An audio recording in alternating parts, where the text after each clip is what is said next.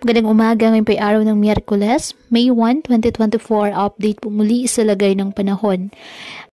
Intertropical Convergence Zone or ITCZ nakakaapekto ngayon sa Southern Mindanao at easterlies naman ang nakakaapekto sa nalalabing bahagi ng ating bansa ayon po sa Pag-asa.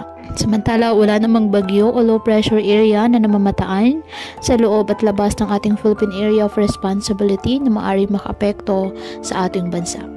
Ngayong araw dahil sa nasabing Intertropical Convergence Zone na sana maulap na kalangitan na may kalat-kalat na pag-ulan at thunderstorms sa Davao Region, Sac-Sargent, Bay RMM at Zamboanga Peninsula. Habang sa nalalabing bahagi ng ating bansa kasama ng Metro Manila, bahagyang maulap hanggang sa maulap na kalangitan with isolated rain showers or thunderstorms dahil naman sa easterlies at ng mga localized thunderstorms.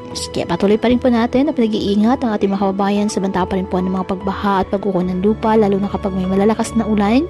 At ugaliin na magdala palagi ng payong o kahit anong mapananggas sa ulan o hindi kayo po ay sa init ng araw kapag lalabas ng ating mga tahanan. At yan po muna ang update sa lagay ng panahon ngayong araw. Muli ipatuloy po tayo na mag-ingat at palaging tandaan, God loves you. Stay safe and